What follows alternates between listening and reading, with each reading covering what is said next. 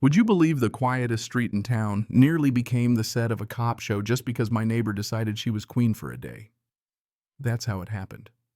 One Saturday morning, I opened my front door, still half dreaming of bacon donuts, and there's Karen, our HOA president, self-crowned, standing there with a look like she's just caught me robbing a bank. She's rattling my doorknob so hard I'm surprised it didn't come off in her hand. "Open up, Mark," she yells, voice shrill enough to wake every last petunia on the block. Emergency inspection. At 8:30 in the morning, with me barely dressed and the birds still negotiating about singing. And this isn't her first stunt, not by a long shot. Karen's got a haircut that could double as a warning sign and an attitude that curdles milk.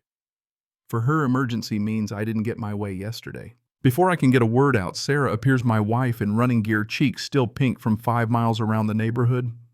She's calm, a wall of quiet confidence, but inside I know she's got more steel than half the precinct put together. Karen doesn't realize that. In fact, Karen doesn't know Sarah's the new police chief, started just last week, news not yet traveling to the HOA grapevine. Sarah cracks the door no wider than her shoulder, blocking the entrance with that casual "don't mess with me" stance. "Good morning, Karen," she says, steady as a rock. "Is there a problem?" Karen puffs up, brandishing a sheaf of papers, her own homemade bylaws printed in Comic Sans, probably. She insists on this inspection, waves her authority like a baton, even calls Sarah renter, because for Karen, owning a home means less than being in her good graces. Karen tries to shove past, actually puts a hand on Sarah as if people will part for her, like she's Moses and we're the Red Sea. Sarah's done this dance before. A subtle move, a shift of the hip, and Karen finds herself tripping backwards, landing in my Petunia's arms, flailing mulch in her hair. For one glorious second, the world stops.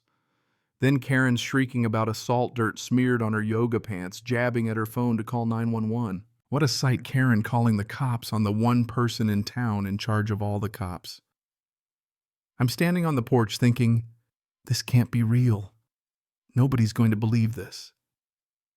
But the sirens come anyway, blue and red flashing at the end of our tidy, peaceful cul-de-sac. Karen's standing in the yard, dirt on her face, looking smug like she's finally won. The officers step out, Officer Davies among them, a rookie with good instincts. They size up the scene, Karen furious and rumpled me half awake in pajamas, and Sarah calm as you please. Davies' eyes widen, recognition flickers. "Chief Miller," he says, and Karen's face loses every ounce of color. The officers listen, piece together the story. Karen blusters, but nobody buys it. Sergeant Miller lays it out plain, making a false police report is a crime. Karen's rage collapses into silence. The officers leave, and for a second I think maybe that's the end. It isn't. By Monday, Karen's filed a formal assault charge against Sarah at the station. Fines start raining down, one for porch confrontation, another for Petunia negligence, even excessive glaring. Karen's campaign of petty revenge is in full swing. One morning I step outside and find roofing nails scattered where my car would roll. Then the grand finale, imposter, spray-painted across our garage door in screaming red letters. By now my nerves are shot. Trent, my brother, calls to check in, jokes about hiring a flock of attack squirrels, but the laughter comes hard. Each day I feel the line between defending my home and just surviving blurring. Sarah holds strong, but the strain's obvious. It was time to fight back. We find a lawyer, Ms. Evans, sharp as a tack, with a calm that soothes and a mind that misses nothing. We lay out everything, the doorbell cam footage, which, thank God, caught Karen making first contact, the bogus fines, the graffiti, the nails, the clincher, the spray paint can. Karen left in the bushes, her fingerprints all over it. The DA drops the charges against Sarah. The civil suit goes forward, harassment, property damage, a restraining order.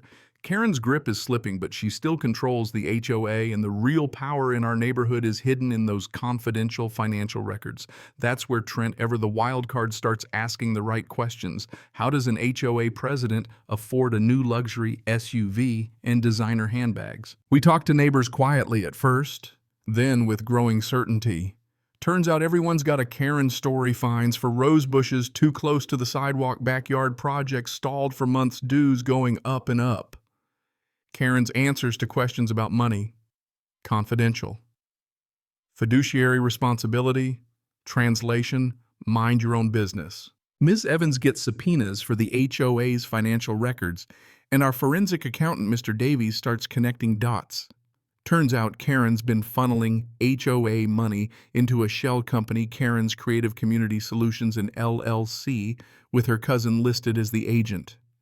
Over $62,000 disguised as consulting fees for work that never happened straight into her own bank account. Just when I think nothing else could surprise me, Mr. Henderson, a soft-spoken board member, steps forward. He's been bullied into silence for months, threatened with fines whenever he raised questions. Now seeing the truth laid bare, he's ready to talk. The emergency HOA meeting is packed, neighbors, board members, even folks who'd never set foot in a clubhouse before. Ms. Evans lays it all out: the harassment, the vandalism, the embezzlement, every fake invoice and transfer. Karen tries to bluster, tries to turn it back on us, but this time nobody listens.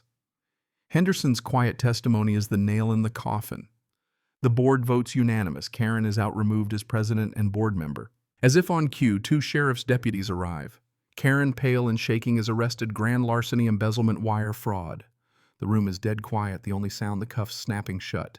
Karen doesn't scream, doesn't fight. She just goes limp, muttering about how unfair it all is. After that, Whispering Pines breathes again.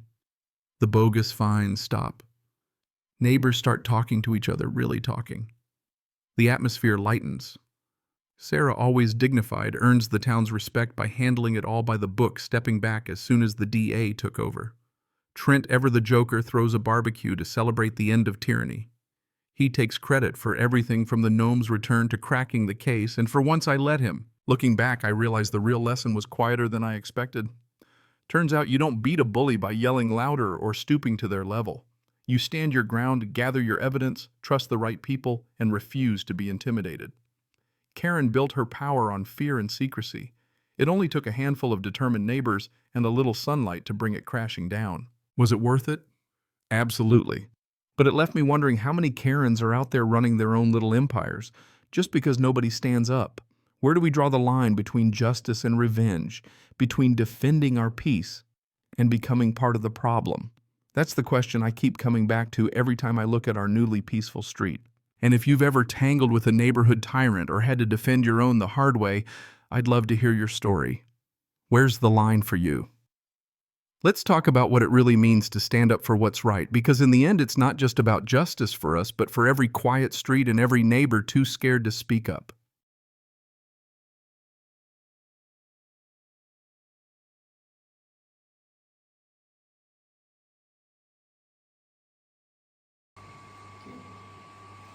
Cảm ơn các bạn đã xem video của mình.